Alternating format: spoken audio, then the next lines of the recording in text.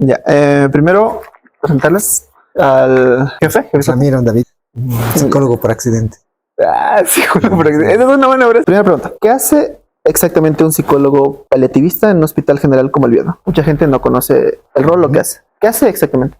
Ya, es muy buena pregunta porque lo que pasa es que cuando yo era practicante interno en 2014-2015, identifiqué una necesidad, este vacío que tú mencionas, que la formación en la carrera de psicología y por lo que he visto en medicina, en fisioterapia, en bioquímica y todas las ciencias, digamos, de salud, se encargan de la parte de curación, digamos, medicina de curación, o en psicología lo mismo, ¿no? Atención a paciente hospitalizado. Pero cuando llegas al hospital y empiezas a poner los primeros pies, ¿no?, en la realidad social del paciente hospitalizado, te das cuenta que eso alcanza hasta cierta parte, hasta cierto punto, y más allá hay un vacío. La pregunta es, ¿qué se hace con el paciente que no tiene alcance terapéutico?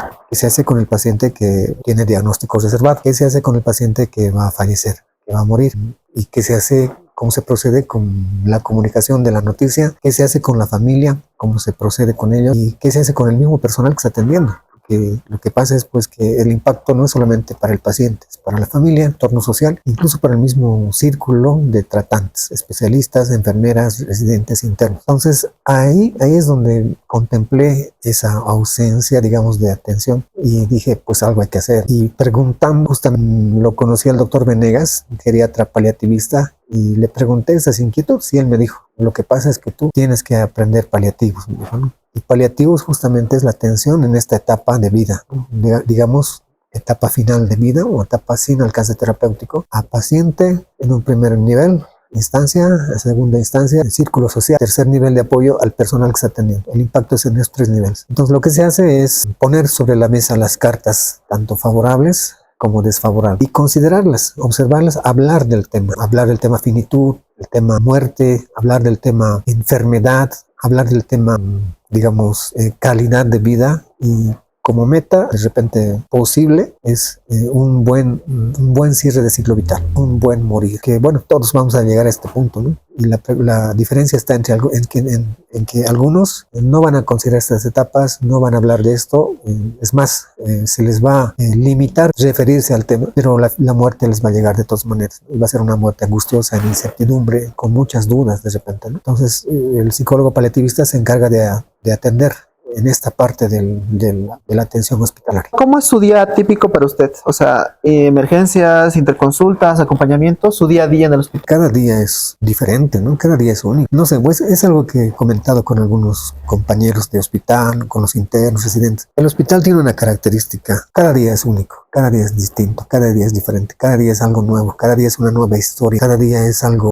que no ha ocurrido antes todavía. Respecto a la atención del paciente de consulta externa, paciente de atención de pisos, hablar con familia. Entonces, el hospital tiene eso, esa incertidumbre, digamos, de no saber qué va a pasar. Pueden ser, bueno, lo regular, el hospital tiene pacientes internados en pisos y también tiene consulta externa, ¿no? Yo realizo atención de consulta externa lunes, miércoles y viernes de 11 a 2 de la tarde, y lo demás lo dedico a tiempo a atención de pacientes de internación. Pueden ser emergencias, pueden ser cirugía, puede ser medicina, dependiendo de lo que el especialista pida la valoración. Yo procuro realizar la atención en el día porque me parece que hay que darle un lugar también, ¿no?, a la atención. Por algo se ha pedido que atender esa solicitud. Exactamente. De todos estos años, y esa pregunta, ¿cuántos años también lleva ejerciendo? Todos estos años, ¿hay alguna historia que le haya marcado especialmente y por qué? Bueno, como les decía, yo he sido interno en el 2014-2015 y la característica de ese tiempo era pues que de psicología nadie quería venir al hospital. El internado era en infectología y cuando han distribuido espacios, los nuevos internos, los antiguos estaban pidiendo, ¿no?, quién va a ir al tal lugar, quién va a ir al tal institución, quién va a ir al tal sitio, ¿no? Distribuyeron, pero al final se dieron cuenta que no había un interno para infectología, y como yo había quedado medio suelto ahí, entonces pues me miraron todos infectología, así, y cuando los antiguos se refirieron a mí, dijeron, la doctora Castro, dijeron, gastroenteritis, así, ¿no?, salas de aislamiento, dijeron. Y bueno, en ese tiempo quería ir a algún lugar que significa un desafío para la psicología o como interno, digamos. No quería ir a una escuela, no quería ir a una institución, me parecía monótono, pero en ese lugar que decían, y cómo se referían, infectología, y lo que decían, me parecía un lugar digno para poder hacer un año, para dedicarle un año de tu vida. Sí. Y así fue que empecé. Entonces ahora la doctora Castro es una persona muy capaz, que perfila profesionales, ¿no? Perfila internos, residentes, sus mismos rotantes externos. Yo he tenido la oportunidad de pasar ahí por esa formación, digamos, por esa exigencia. Y si estoy acá justamente es pues porque he sido, digamos, estudiante, alumno, rotante de infecto, ¿no? Entonces la doctora Castro es la que se ha encargado de repente agarrar, ¿no? Agarrar el carbón en bruto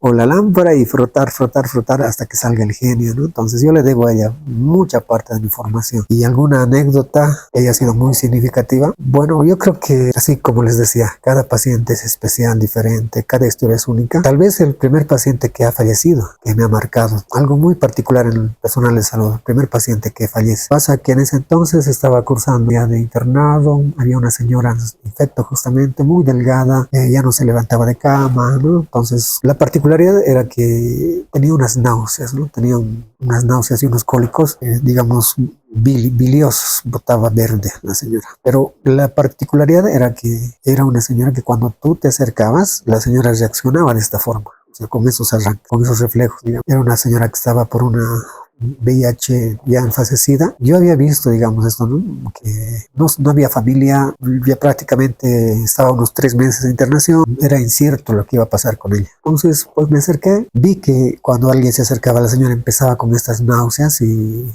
bueno, me agarré una bolsa y le sostuve, ¿no? Para que no se manche, nada. Entonces agarré y la señora devolvió. Me vieron los internos de medicina y me dijeron, no te expongas, me dijeron, no te expongas así, porque es PBS así. Pero bueno, yo hasta entonces, como buen estudiante de la doctora Castro, sabía que el PBS es transmisible, ¿no? Y no es contagioso, entonces, pues, por lo tanto, no hay riesgo. Entonces la señora devolvió, agarré la bolsa, terminó de devolver, traje otra bolsa, entonces ya como la señora que me miró, pero si todos se escapan, ¿por qué no te escapas tú así, no? Y yo dije como que eso me había servido para que la señora vea que de verdad a mí me interesaba, digamos, aportar o ayudar en algo. No era algo, digamos, que me iba a alejar. Entonces la señora empezó a hablarme y me comentó un poco su historia. Una señora del campo, una señora que había pasado, que tenía unos 5 hijos de diferentes padres. Había una persona que le habían juzgado bastante por este tema. Una señora que le habían etiquetado de muchas cosas, ¿no? Que, digamos, involucran una libre elección de pareja, este tipo de diagnóstico y enfermedad. Y las únicas personas que le habían apoyado habían sido de su iglesia, pero ahora no estaba viniendo. Entonces, en ese tiempo tuve un accidente al venir al hospital. Tú llegas al hospital, tienes que llegar rápido y ahí tuve un atropello. Atropellaron la rodilla derecha. Quise levantarme, sentí una punzada, no pude levantarme más. Llamaron a una ambulancia, me preguntaron dónde quieres que te llevemos. Yo les dije al Viedma. Estamos hablando de 2014. Viedma tenía un halo, ¿no? La gente afuera no quería llegar, decía no, al Viedma no. Nadie quería llegar al Viedma. Y yo quería saber cómo era, ¿no? Desde la perspectiva del paciente. Entonces dije, Viedma. Entonces me trajeron acá, me sacaron silla de ruedas, me internaron. Luxofractura de meseta tibial, necesito una intervención quirúrgica, entonces vinieron los traumas, me valoraron. Pasé todo lo que pasa un paciente para recibir atención, a esperar cama. Y en ese interés, pues, mi primer día, segundo día, llegó el fin de semana. Claro, mi mamá se ocupó de los requerimientos, ¿no? Material de osteosíntesis, buscar la importadora, esas cosas. Pero a mí me preocupaba esta señora. O sea, había llegado, digamos, un jueves, ya me dijeron lo que pasaba, viernes ya me habían internado y entonces yo estaba viendo desde otra perspectiva el hospital, pues porque cuando estás como interno, llegas en un horario, te retiras en un horario, llega el fin de semana y a mediodía te vas, ¿no? Pues yo los veía, digamos, fin de semana irse y yo también quería irme, o sea, pero no podía doblar las rodillas ni podía bajarme de la cama. Ha sido otro tipo de aprendizaje. Entonces, lo que pasa es que llamaron a código azul fin de semana. Dijeron, código azul era infecto, dijeron, ¿no? Y por alguna razón yo tenía ese presentimiento de que era la señora, que estaba delicada, una fase avanzada. Y los veía correr, pues, a los internos, ¿no? Código azul, infectología. Les veía correr, les veía alistarse. Y, ¿sabes? Yo quería levantarme, quería ir también. Quería ir a ver cómo estaba la señora. Hasta ese tiempo yo ya había hecho código azul, se había aprendido, ya sabía, apoyaba, ¿no? Vía aérea, reloj, control, cambios. Ya sabía cómo hacer. Ya el código azul, sabes que me ha dado un sentimiento de una impotencia, no sé, una frustración tan grande. O sea, no, quería bajarme de la cama de ir y ayudar en algo. Y llamaron a código azul, no sabía qué estaba pasando, nadie me decía nada. Entonces hice unos llamados por teléfono, le llamé a una persona que era amiga mía en ese entonces, le dije que estaba en hospital, vino y cuando llegó le dije, quiero que vayas a infectología. quiero que te fijes, la sala 6 tanto. Quiero que me digas cómo está esa señora. Y esta persona fue, bueno, entonces fue, se acercó, fue a preguntar. Si te pregunta, tú le dices que eres, eres familiar, aunque sea. Ya. Fue, llegó a infecto, fue a mirar, volvió. Y volviendo me dijo, no había nadie. La cama estaba doblada. Y bueno, cuando es personal de salud, sabes qué significa. Bueno, entonces, para mí fue una experiencia totalmente distinta, porque la estaba viviendo, digamos, desde un lugar de fragilidad también, ¿no? Tenía una rodilla fracturada, entonces no podía ni levantarme, ni bajarme, ni ir, ni nada, y saber que la primera paciente que estabas empezando a atender, que de repente había hecho un paro que era de repente inevitable también en su etapa, pero para mí fue esa historia, ¿no? Y de ahí, pues, que empecé a replantear muchas cosas también. ¿Qué necesita un paciente en fase avanzada de su enfermedad? Porque escuchaba decir los doctores y decían, no, es que ya no se puede hacer nada, es que es el ciclo natural, es el cierre natural de su enfermedad, pero mientras tanto, ¿qué? Esa paciente estaba internada 3 meses, ¿no? Entonces, ¿qué se hace? Y de repente esas fueron las primeras dudas que tuve acerca de ¿y qué hace un psicólogo? ¿Qué puede atender? ¿En qué puede apoyar? ¿Qué formación tiene que tener un psicólogo para poder apoyar en esta etapa de la vida, ¿no? Y bueno, pues el doctor Venegas me llevó y me invitó a un congreso que se trataba de geriatría y atención paliativa. Llegaron invitados de Argentina, México, de Perú. Me acercó a esos maestros, pues pude preguntar, ¿no? Ahí les había visto exponer el tema, manejar esta parte final desde sus experiencias, y ahí yo les pregunté, ¿qué se necesita para poder aprender a dar malas noticias? Así, ¿no? Así chavito, digamos, ¿no? Llegan ahí y los maestros me dijeron, pues tienes que hacer una maestría. Ahí vas a responder tu pregunta. Una maestría, o sea, 2 años para responder esa pregunta. Sí, pero así fue. Entonces de ahí ya descubrí que había cursos, maestrías, diplomados para poder formarse en esto, ¿no? Congresos y esas cosas. Y entonces empecé, primero de repente diplomados, después ya congresos, jornadas, asociación de cuidados paliativos Cochabamba, Asociación de Cuidados Paliativos Bolivia, y después otros congresos ya a nivel latinoamericano. He tenido oportunidad de participar en el Congreso Latinoamericano de Atención Paliativa en Colombia el año pasado, en marzo de 2024, y he conocido paliativistas de toda Latinoamérica. He tenido oportunidad también de participar del Congreso de Lima, Perú, donde se ha abordado este tema también y he conocido también otras experiencias de atención paliativa en el Congreso de Argentina también el año pasado, y he conocido en la perspectiva de la escuela argentina también, ¿no? Y todo eso ha hecho que ya vaya, digamos, ganando un cierto camino, recorriendo un cierto camino. Lo hemos invitado al doctor Marcos Gómez Sancho, que es una referencia a nivel ya Hispanoamérica, uno de los pioneros en atención paliativa en España y en Iberoamérica. Lo hemos invitado acá para el Congreso 2023, Congreso de Atención Paliativa Cochabamba. Y conocerlo en persona ha sido de verdad toda una experiencia. El señor, con mucho recorrido, le faltaba solamente visitar Bolivia a él. Y te cuento que justo con él estaba haciendo la maestría en Atención Paliativa en Universidad de Las Palmas y Islas Canarias. Él tomaba el examen final, pues, el doctor Marcos Gómez Sancho. Le tomó el examen, era un examen así, digamos, en vivo. Le pregunté, le respondí. Y me dijo, ¿tú de dónde eres? Y le dije, doctor, de Cochabamba, Bolivia, la eterna primavera, doctor. Y ahí me dijo el doctor, el único país de Latinoamérica que me falta visitar. Y yo como que uní ideas, ¿no? Bueno, queremos hacer un congreso, estamos bien los invitados, y el doctor Gómez Sánchez me está diciendo que le falta visitar Cochabamba. A ver, ¿y qué tal se lo invito? Y le dije, doctor, estamos organizando un congreso, de repente lo podemos invitar y usted nos puede honrar con su presencia y su experiencia. Y el doctor me dijo, pues si me invita, por supuesto. Entonces llevé esa información a la comitiva, hablamos, no lo creían ellos.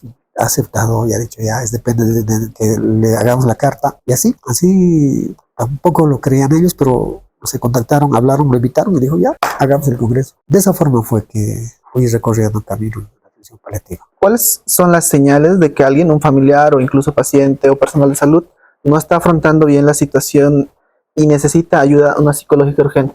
Las situaciones de un paciente que está muriendo. Bueno, hay unas etapas, pues, que esto ya lo han investigado, ¿no? Ya lo han estudiado, ya han desarrollado hay una autora que indica que hay unas etapas que atravesamos como seres humanos ante, digamos, la pérdida, ante, digamos, la pérdida de algo importante, ¿no? Digamos, en el hospital, un familiar, digamos. Que no siempre puede ser un familiar, puede ser una relación, puede ser una etapa de la vida, ¿no? Puede ser algo importante para mí, que lo he perdido. Entonces, pues, ante la pérdida, entonces, lo primero es negar negación como respuesta. No es cierto, no es verdad. Ustedes no me están informando adecuadamente, ¿no? No es cierto lo que tú estás diciendo. Estás equivocado, están equivocados. Esa es la primera respuesta, natural, esperable además. Es una respuesta adaptativa además. La idea es no quedarse en esa primera respuesta. La segunda respuesta es pues pasar de la negación, digamos, a un sentimiento de ira, agresividad de repente, ¿no? Ustedes no han hecho un buen trabajo, ¿no? Yo he visto que no han atendido bien, así, ¿no? No tienen aquí la capacidad de atención, no es verdad que lo hayan atendido bien. He dejado cosas y no le han dado las cosas que me han pedido. Ese enojo, digamos, esa ira, es una etapa también a cursar. Y de esa etapa a la siguiente etapa es la negociación. Bueno, entonces de repente ha pasado esto, me están diciendo que han hecho su trabajo.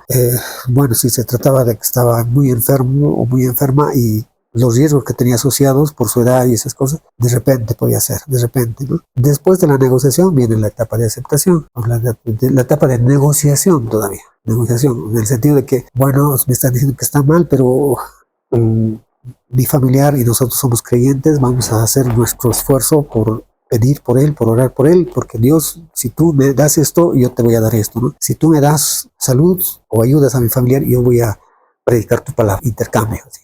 O de repente, doctor, por favor, yo quiero que hagan, por favor, todo lo posible, que vean ustedes, díganme qué necesito, qué necesitan, pídanme, yo voy a hacer las gestiones, estamos negociando, ¿no? Y después de esa etapa viene la etapa de aceptación, recién la etapa de aceptación. Creo que de verdad está mal, de verdad creo que está delicada y tal vez hay que prepararse. Entonces, es todo un proceso, digamos, para poder responder adecuadamente. ¿Cómo uno se da cuenta que no está bien?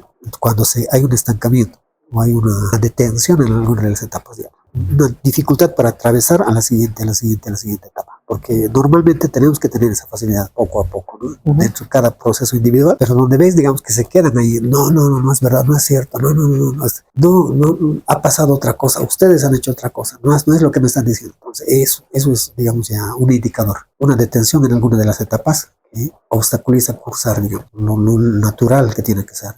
Y eso también se puede aplicar también a los que están, a los enfermos, ¿no? Al paciente mismo. Sí, al paciente, a la familia, incluso al mismo personal también, porque el mismo personal de repente puede entrar en un juego de proteccionismo, sobreprotección o paternalismo, en el sentido de que, mira, lo que pasa es que tiene un diagnóstico oncológico o de final de vida, o una EPOC o lo que sea, pero lo que pasa es que ustedes no le van a hablar eso al paciente, no le digan eso, ustedes vayan a despejar la mente, vayan a secarse esas lágrimas, pongan una sonrisa y vuelvan así, y díganle que todo va a estar bien al paciente, porque lo van a angustiar, solamente lo van a preocupar más. Entonces ahí yo como tratante estoy diciéndole a la familia qué tiene que hacer, digamos, cuando en realidad el hecho de que quien no puede manejar, digamos, esa noticia, esa angustia, es el tratante. Yo como tratante no voy a poder, digamos, manejar esto. Lo que estoy haciendo es tratar de, digamos, sobreproteger al paciente, cuando en realidad, pues, lo que se tiene que hacer es justamente empezar con el paciente, ¿no? Hablar, ver que conoce la enfermedad,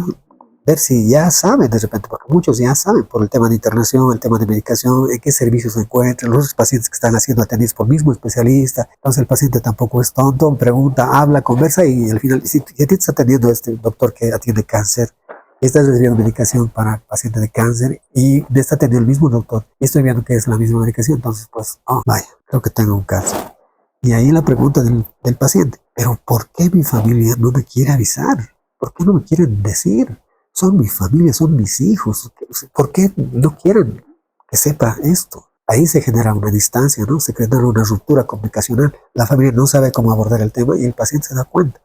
Pero nace una desconfianza, un sentido de desconfianza. La familia, pues, si este tipo de enfermedades pueden acercar más a la familia y hacer que esto se sobrelleve en familia también.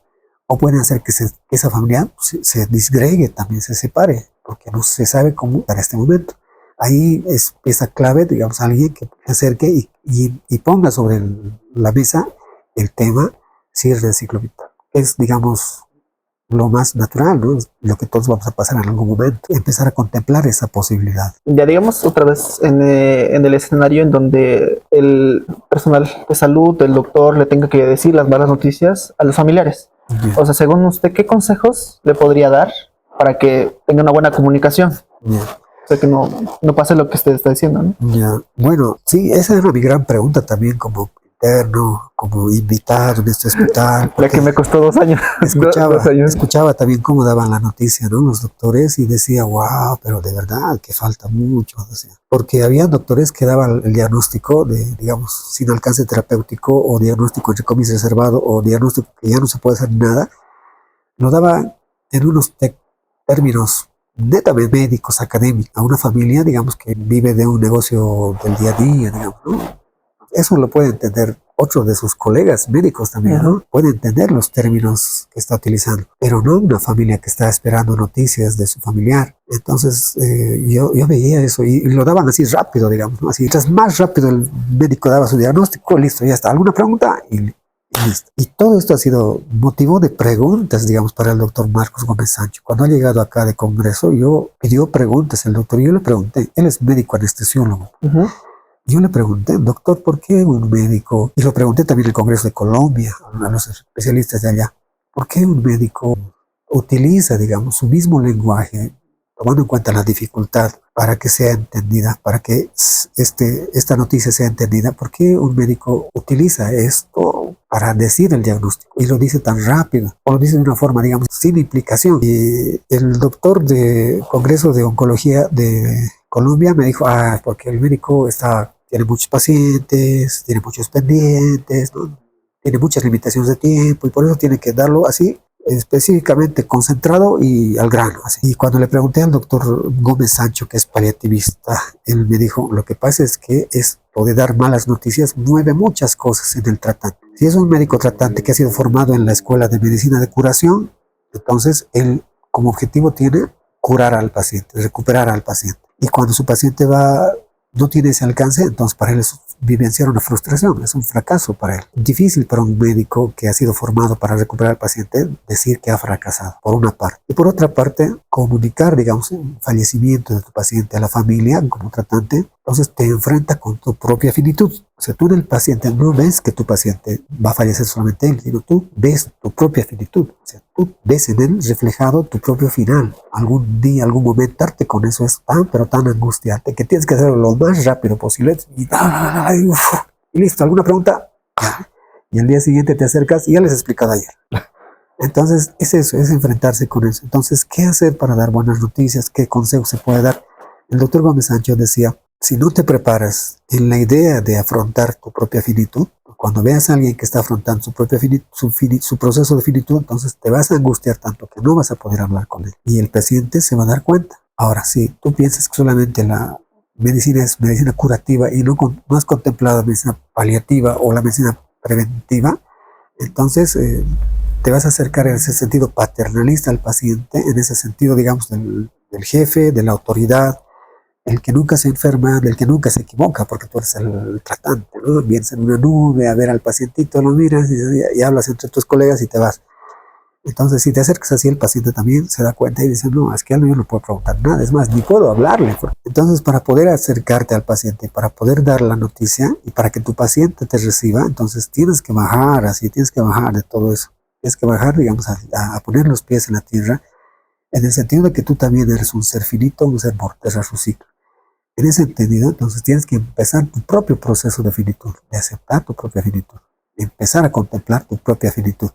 Y en la medida que avances en eso, entonces te vas a poder acercar a una persona que le ha dicho que se va a morir. Y te vas a acercar como un ser humano, de un ser humano a otro ser humano. Tu paciente se va a dar cuenta al momento que contigo se puede hablar, se puede conversar y te puede decir lo que le está pasando. Entonces es eso. Nosotros también somos personas que un día somos ciclos que un día han empezado y un día también van a cerrar su ciclo. Hace cuenta de eso y a partir de eso acercarse al paciente. Y ahí no tienes que decir ni explicarle nada al paciente. El paciente lo percibe, se da cuenta, porque estás al encuentro de una persona que le han dicho que va a cerrar su ciclo, le está yendo a buscar a una persona que sabe que un día también va a cerrar su ciclo. Entonces ahí, ese encuentro es el más propicio. Digamos. ¿Qué consejo se puede dar? Empezar a contemplar que un día vamos a cerrar nuestro ciclo. ¿Sí? Y no es algo, digamos así, trágico o algo lamentable, porque la muerte no es lo contrario de la vida. La muerte es parte del proceso. Y el mejor ejemplo es el principio de apoptosis. La apoptosis celular. Las células saben que van a estar un tiempo, se van a especializar de repente, van a hacer su trabajo y saben que en ese tiempo pues es donde van a cumplir labores. Y después van a venir otras células y las van a reemplazar. Y eso, entonces como que tiene un relojito y ese relojito se acaba y Su muerte programada y va a seguir, ¿no? sí, sí, esto va a continuar después de que uno termine lo que tiene que hacer. De ahí es que se puede aprender bastante. En un paciente que ya está pasando, ya sabe que va a morir, ya le dieron un diagnóstico y lo que ya van a interconsultar usted con ese paciente. ¿Cuál es el consejo que le da para que pueda afrontarlo? O sea, esos primeros momentos que él recién se está enterando, recién sabe y recién está procesando esta información. Ah, ya. Bueno, pasa que a veces le dicen al paciente, ¿no? Que va a morir, entre comillas, ¿no? Que no tiene solución, que no se puede hacer nada. Generalmente lo que les dicen es que ya no podemos hacer nada, no se puede hacer nada por ti. Pero, y hay veces que me piden desde el principio, ¿no? Mira, este paciente está viniendo complicado, entonces desde el principio. Y lo recomendable es empezar los cuidados paliativos desde que el paciente ingresa. O sea, no le va a hacer daño al paciente considerar la posibilidad, ¿no? Porque nada es seguro. Un tratamiento quirúrgico tiene su riesgo. Lo mismo una aspirina, tiene un riesgo también implícito. Entonces, desde que se interna al paciente, empezar ya, digamos así, como posibilidad, ver qué pérdidas ha pasado al paciente. Cuando una persona ya es joven, ha pasado ya pérdidas, ¿no? De repente no familiares, o de repente sí, pero mientras más joven, todavía no ha pasado pérdidas, como lo ha pasado un adulto, digamos, ¿no? 40, 50 años, donde ya ha perdido hermanos, ya ha perdido padres, ¿no? Ha perdido pareja. Entonces, hay que ver cómo ha manejado esas pérdidas. El mejor indicador, el mejor pronóstico, digamos, para saber cómo va a sobrellevar es averiguar cómo ha sobrellevado sus otras pérdidas anteriores. Si es un paciente joven, de repente todavía no ha perdido a nadie, entonces de repente preguntar mascotas. ¿Qué mascotas tenía? Ah, sí, pues estaba Luigi, estaba Carlitos, estaba Bonaparte, no sé, ¿no? Sus mascotas. ¿Y qué ha pasado? Ah, sí, tal etapa, sí. ¿Qué pasó? Ah, me envenenaron, ¿no? ¿Qué pasó? Lo atropellaron, me lo robaron, así. Entonces, ¿y cómo lo has manejado? Ah, no, lo hemos llevado al patio, lo hemos enterrado. ¿Quién estaba tal persona, así? ¿Tú crees que es importante? Claro. ¿Y ahora dónde crees que está? No, ahora está en el cielo de mascotas, está con Papá Dios, así, ¿no? Ahí tú ya ves que va armando una respuesta de eso, no es algo inacabado, digamos.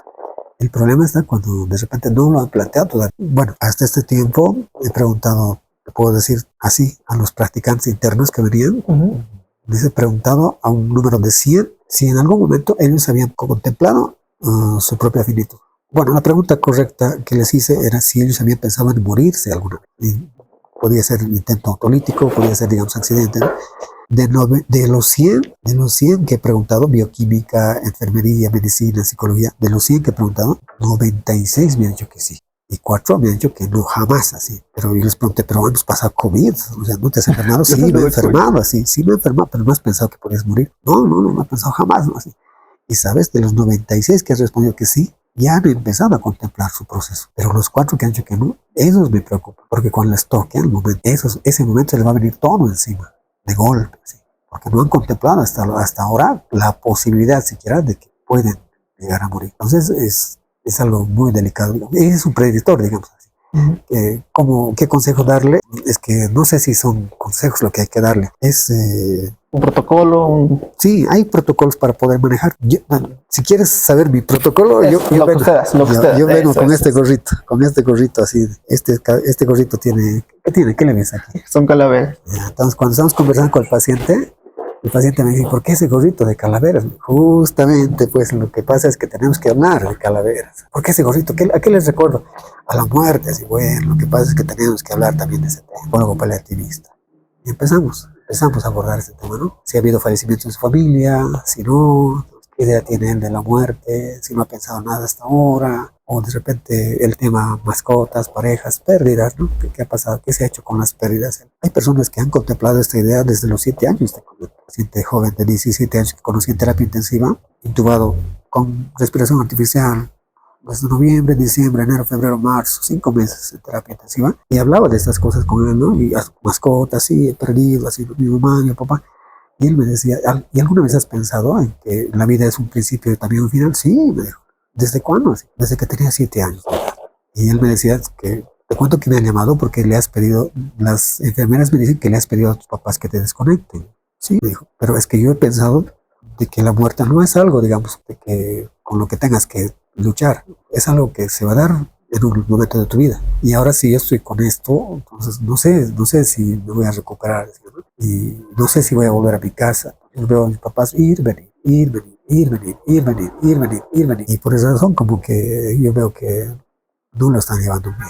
Entonces, si no me voy a recuperar, entonces pues yo quiero que me desconecten. ¿Y desde cuándo piensas así? Desde que tenía 7 años. Ahora tenía 17 años, entonces era parte de su proceso. Había empezado a descubrir estas cosas y había llegado a esa conclusión. La vida tiene también un final. ¿Sí? Esa me llegó, ¿eh? Ya por último, trabajar con tanto sufrimiento, ¿cómo se cuida usted emocionalmente para no quemarse? Bueno. Muy buena pregunta, sí. ¿Qué hacen para cuidarse? Todos en el personal de salud tendría que tener estrategias de autocuidado, pero lo que pasa es que eso tampoco se enseña pues en la carrera, ni en psicología, por lo que he visto, ni en enfermería, tampoco en medicina, porque cuando les dices autocuidados, ¿qué autocuidados haces? Autocuidados, yo sé cuidar, te lo puedo cuidar a tu paciente, ¿qué necesitas? Pero autocuidados, ¿qué es autocuidados? Y a nosotros como paliativistas es, digamos, importantísimo el tema autocuidados. Nosotros como paliativistas tenemos varias formas de hacer autocuidado. Una que puedo compartirles es que se llama Death Café. Te reúnes con paliativistas o con un personal, un paciente, digamos, delicado que iba a fallecer y que falleció. Te reúnes con ellos, te sientas en una mesa y tomas café. Y mientras tomas café, entonces hablas del tema, conversas del tema. Y de ahí pasas al tema, digamos, ¿y qué hubiera pasado si en este momento, en estas coordenadas de mi vida, falleciera yo? ¿Qué dejaría pendiente? ¿Qué quedaría inconcluso? ¿Qué tendría? Si este sería mi último día, entonces, ¿qué sería lo que no puedo dejar más tiempo atrás? O sea, ¿qué es lo que he dejado tanto tiempo postergado que finalmente, si mi vida va a acabar, ¿qué es lo que retomaría de todo eso? ¿Qué valdría la pena retomar y concluir? Entonces, ese ejercicio, autofinito, café muerte, entonces te ayuda, digamos, a poder sacar todas las estriones, digamos, energías, lo que se pueda llamarles, para poder continuar. Porque sí, te cargas de energías, ¿no? Te cargas de emociones, ¿no? Pero eso tiene que fluir, pues no puedes guardártelo. Entonces tienes que tener un momento para poder sacar también todo lo que tú has experimentado. De repente momentos alegres, de repente de sentido de logro, sentidos de fracaso, de tristeza, de frustración, todo eso. Entonces ese momento es para poder vertir, vaciar todo eso también. Respecto a los equipos de salud, de atención de pacientes hospitalizados, entonces se pueden hacer, le llaman técnicas de debriefing, defusing, donde justamente ha fallecido un paciente, ¿no? Un paciente de repente que ha conmocionado al equipo de tratantes, entonces hay que hacer dentro de 24 horas una reunión y cada uno, digamos, vertir su experiencia. ¿Qué es lo que ha vivenciado? ¿Cómo lo ha vivenciado? Y no es algo, digamos, esto está bien, esto está mal. O sea, es lo que uno ha experimentado. Más en 24 horas. Después de 24 horas, el otro. Pero si se lo deja así nomás, entonces esas emociones como que se van a atascar ahí. Y en ese momento no van a repercutir. Pero a la larga, cuando un paciente de similares circunstancias llegue, entonces pues me va a tocar, me va a llegar de alguna forma que me va impedir desempeño adecuado con paciente, familia, ¿no? Que puede surgir como un sentido de enojo, frustración, ira, ¿no? De impotencia, así, ¿no? Cierta irritabilidad específicamente con paciente de estas características, ¿sí? Entonces hay que evitar, digamos, hay que hacer una psicoprofilaxis, diría. Y por supuesto otras actividades paralelas al hospital también, ¿no? Entonces, si bien tenemos estas técnicas de automanejo de cargas y emociones, me ayuda bastante actividades que sean contrarias al hospital, totalmente contrarias al hospital. Hubo un tiempo donde me gustaban mucho las pizzas, ¿no? Entonces he empezado a hacer pizzas desde la masa, tipos de masa, tipos de fermento, tipos de salsa, o sea, hacer salsa, tipos de salsa, quesos, tipos de queso. Con decirte que un año empezando a hacer paliativos, o sea, cada fin de semana hacía una pizza. Hacía pizza, 3 pizzas, 6 pizzas, 10 pizzas, así. Todo ese año ha sido pizzas, fin de semana. Y con decirte que terminando ese año, que ha sido empezando la atención paliativa, mi forma de manejar la angustia, he desarrollado 4 recetas propias de pizza, así, mis recetas de mí. Una de esas, pizza de uva morada, pizza de uva verde, pizza de champiñón morado. El champiñón morado es ¿cómo le llaman esto? Un marinado especial en vino dulce. Y una más por ahí que la tengo guardada bajo la manga, para que veas, digamos, cómo es que es esto que te mueve, ¿no? Y bueno, a algunos les funciona esto, a otros les va a funcionar otra cosa, ¿no? Te comento que conocí un interno que cuando terminaba de hacer sus pendientes, se sentaba un ratito ahí, sacaba su bolsita, y sacaba su hilo, lana, y tejía. Y tejía. se ponía a tejer, ¿no? Y de repente necesitaban su ayuda, se guardaba y empezaba a hacer sus cosas, ¿no? De repente tenía otro momento, sacaba su lanita, sacaba las palillas y otra vez. Y en unos días más tú la veías con una chalina. Y le decía, oye, ¿y esa chalina? Ah, la tejí. ¿Y por qué tejes? No, es que necesito despejarme en el hospital. El hospital no puedes salirte así porque sí, ¿no? Siempre tienes que estar al pendiente de lo que necesitas. Entonces, pero ese momento sacas, haces una actividad manual que te absorbe en concentración y te abstraes, o sea, te despejas, te olvidas, sales de las cuatro paredes así, en esa concentración. Una actividad que necesita tanto parte de tu sentido atencional que te hace olvidar de lo que está pasando alrededor, ¿no? Ese momento pueden ser 5, 10 minutos, 15 minutos que te olvides, y eso es lo más saludable que uno pueda tener. Cada uno tiene que buscar su propia actividad, pues, ¿no? Que es lo que le ayuda a despejarse del hospital, quedarse en el hospital y mantenerse en el hospital, ¿no? Ahí es donde uno se va a quemar. Si no puedes salir físicamente, si tienes que estar ahí, tienes que cumplir también responsabilidades, una actividad que te abstraiga y que te despeje, genial. Último, en una palabra, ¿cómo describiría su labor? En una palabra, eso es, ni en los congresos hacen esas preguntas, ¿no? Me mata. Una palabra, ciclos tal vez, ciclos. Ayudas a sobrellevar ciclos, ayudas a abrir ciclos, a cerrar ciclos, a cumplir ciclos también. Sí, de repente eso. Ya. Eso es todo.